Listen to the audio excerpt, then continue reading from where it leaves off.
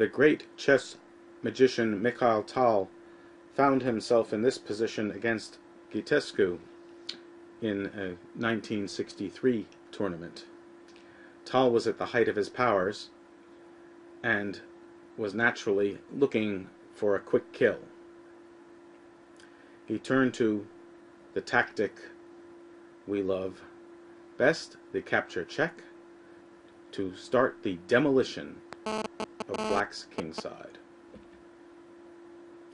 Now, it's quite obvious that you can't capture the bishop, but for those who need convincing, when the pawn recaptures it, the queen plays another capture check, king moves, and now a capture, another forcing move at e5. Of course, Black's going to take it off, but now there's a nice check, threatening to take the rook. Black defends one rook with the queen, but leaves the other one vulnerable. And then, just when it seems that Black might be weathering the storm, White obtains a winning position with this move.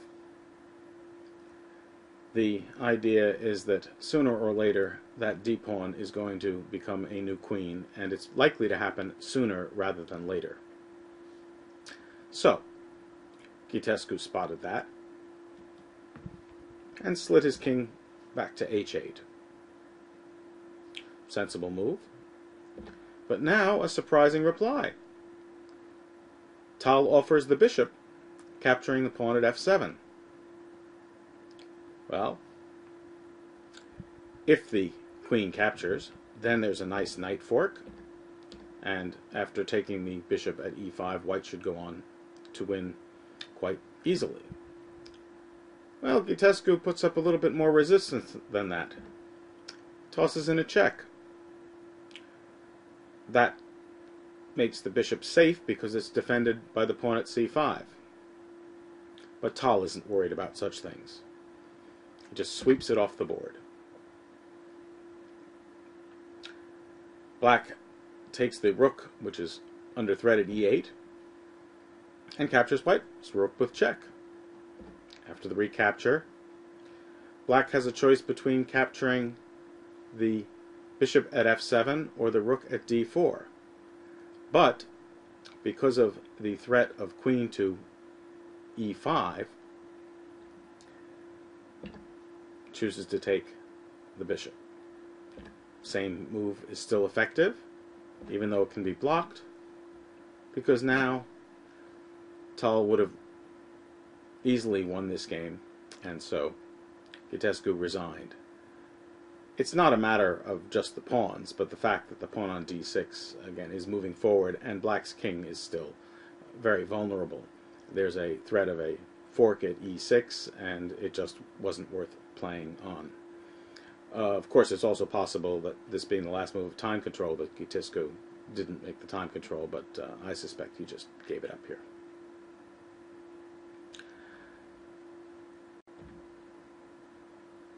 Let's see what would have happened if Black had taken the rook instead. The check on e5 would have been the start. The king moves to h7, the only available square. But after queen to e4 check, Black's king has little choice but to move to a dark square. And either way, it's going to wind up in the corner. May as well go there now, because either way, the queen is going to be on g6, and the threat is queen takes h6 with checkmate.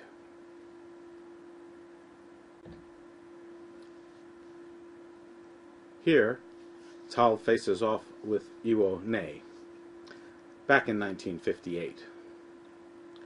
You know, even then, it was very reckless to leave your king in the center of the board when you're playing against Mikhail Tal. I mean, that wasn't very bright. And Tal, of course, is going to punish him for this improper behavior. How do we break through to the Black king? Well, Tal naturally looked for the most forcing moves, and that includes the capture check at e6. Why not?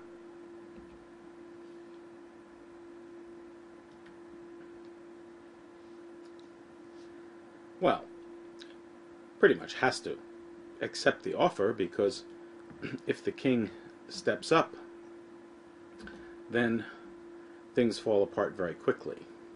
A capture check, another capture check, and then a nice quiet move to set up a deadly discovered check. Black can deal with that, but then the infiltration of the 7th rank wins. So, after the capture check, the rook departs, but now there's a nice path to black's king.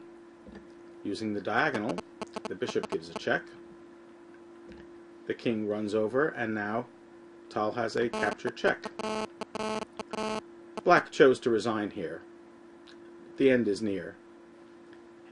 Here's one possible conclusion leading in the end to checkmate. Check chases the king, a capture check, and then the queen edges closer to support a surprising bishop check. The bishop sacrifice draws black's queen from the defense of d6, and then it is a simple checkmate.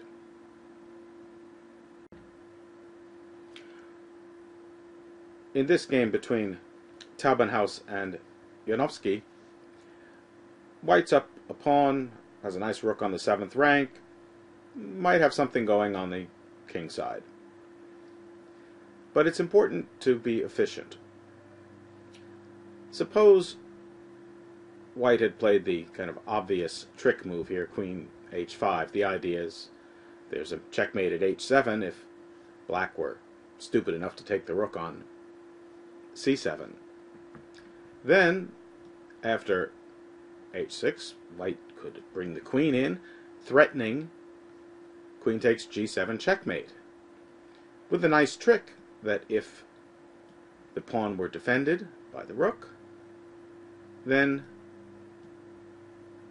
the capture with check, sacrificing the rook, would lead to checkmate. But there's a problem. Let's go back to the position after queen f7. Black has a checkmate. So, let's be efficient. Go back to the starting position, examine candidate number 1, the capture check at h7.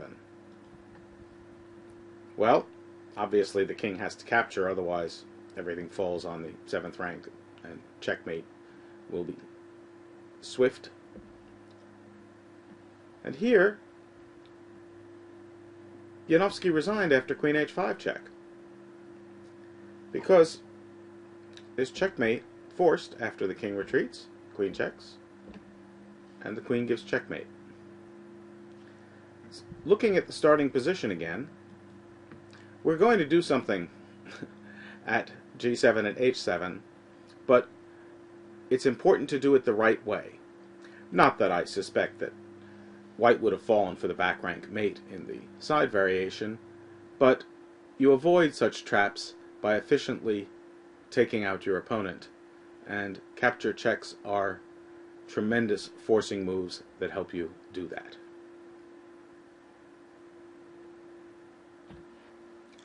The Mongolian player Wei Tumen has been attacking with a vigor that would please Genghis Khan. But now the attack might come to an end.